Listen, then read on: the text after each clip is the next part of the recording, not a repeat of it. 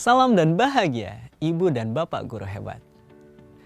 Tanpa kita sadari, selama ini kita mungkin pernah melakukan plagiarisme atau penjiplakan dari suatu sumber.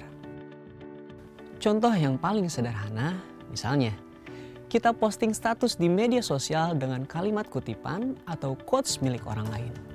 Atau mengunggah kutipan dari sebuah artikel atau buku orang lain tanpa mencantumkan sumbernya. Mungkin juga Ibu dan Bapak pernah terbesit keinginan untuk membagikan materi program-program Kemdikbudristek kepada orang lain. Namun Anda menemukan kendala, seperti bingung meminta izinnya atau bagaimana menuliskannya. Dalam video ini, kita akan membahas bagaimana langkah-langkah yang perlu dilakukan ketika akan menyadur materi dari bahan ajar yang diproduksi untuk program Kemdikbudristek.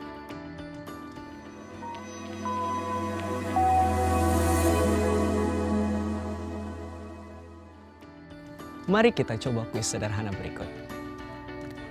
Lihat opsi-opsi berikut, lalu pilihlah dalam hati mana tindakan yang lebih tepat. Pertama, mengutip sebagian materi dari modul program Kemdikbudristek atau mengunggah ulang keseluruhan modul atau video dalam laman atau situs pribadi Anda.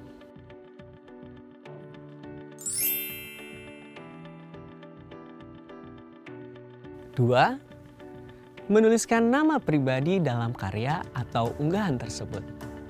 Atau mencantumkan nama pembuat materi dan tahun penerbitan bahan yang dikutip.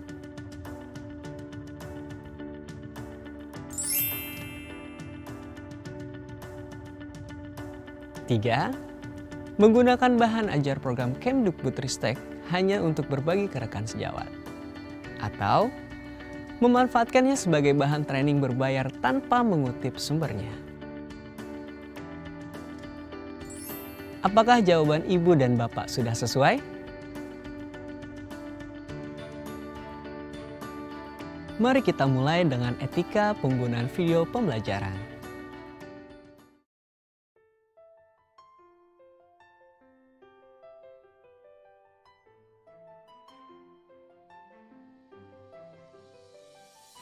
Selama ini, kita mungkin familiar dengan istilah re-uploader atau orang yang mengunggah konten milik orang lain dalam kanal sendiri di YouTube atau platform lainnya.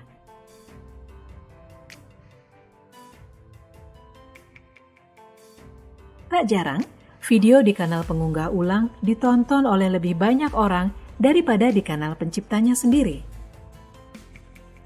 Padahal yang pengunggah ulang lakukan hanya mengubah judul atau menambahkan latar suara saja. Bagaimana pendapat Ibu dan Bapak tentang perbuatan semacam itu? Sebagai pendidik, tentu tidak elok jika melakukan hal serupa.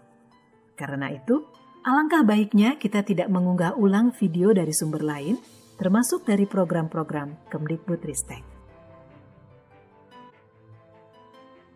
Apresiasi kepada pemilik video juga perlu kita lakukan ketika Bapak atau Ibu ingin menggunakan video-video tersebut untuk berbagi kepada rekan sejawat. Sampaikan pada audiens bahwa materi tersebut diambil dari program terkait. Di lain kesempatan, mungkin Ibu dan Bapak pernah terpikir untuk merekam layar sesi webinar atau saat pertemuan dengan instruktur atau narasumber. Sebisa mungkin, cobalah untuk meminta izin kepada orang-orang yang wajahnya muncul dalam video tersebut. Bisa jadi ada orang yang tidak berkenan wajahnya ditayangkan pada platform yang bisa diakses secara umum. Jika ada yang keberatan, artinya Anda tidak berhak membagikan rekaman sesi tersebut. Dengan tidak menyebarkannya, artinya Anda sudah menghargai hak privasi orang lain.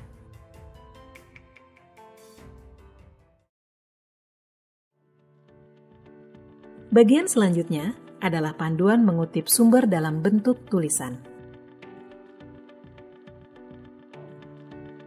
Kutipan sendiri ada dua, yaitu kutipan langsung dan tidak langsung. Ibu dan Bapak disebut melakukan pengutipan langsung jika Anda menyalin kata, frasa, kalimat atau paragraf dari sumber lain tanpa diubah sama sekali. Copy paste, salin, tempel. Mengikuti panduan APA Style, penulisan kutipan langsung dibedakan menjadi 2. Jika jumlah kata yang dikutip kurang dari 40 kata, maka kutipan tersebut ditulis dalam paragraf yang sama, diapit tanda petik dengan menuliskan nama penulis, tahun penerbitan, dan nomor halaman. Dalam hal ini, ketika sumber tersebut berasal dari instansi pemerintahan, seperti Kemdikbudristek, maka nama penulis dicantumkan sebagai nama instansinya dan tahun penerbitannya.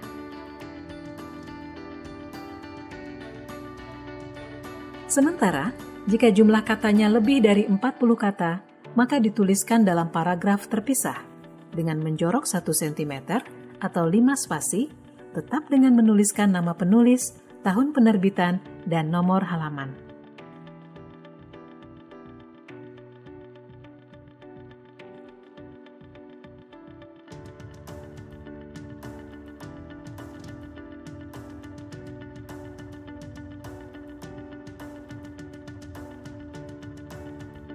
Bagaimana dengan kutipan tidak langsung? Untuk mencantumkan sumber kutipan tidak langsung, tuliskan nama belakang penulis dan tahun penerbitannya.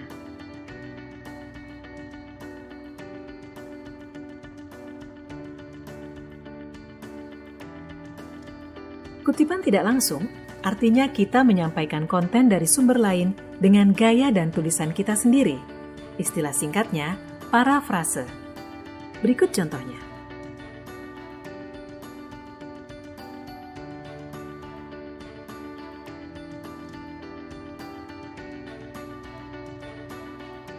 Yang tidak kalah penting, semua sumber yang digunakan dalam karya Anda perlu dituliskan pada daftar pustaka.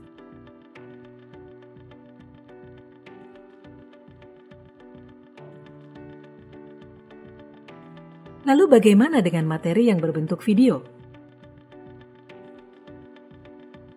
Jika Anda mengambil cuplikan video untuk dijelaskan dalam paragraf tulisan Anda, tuliskan sumbernya sebagai pengunggah video, tahun. Dan dalam daftar pustaka, tuliskan sebagai berikut.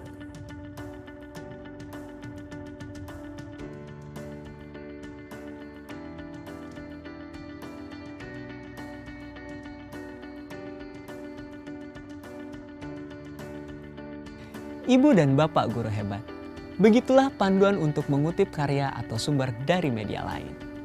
Perlu diingat, panduan ini bukan dibuat untuk menghalangi Anda dalam membagikan informasi. Kita boleh menyebarkan ilmu yang telah kita dapatkan. Namun, panduan ini dibuat untuk membiasakan kita menghargai karya dan hak atas kekayaan intelektual orang lain.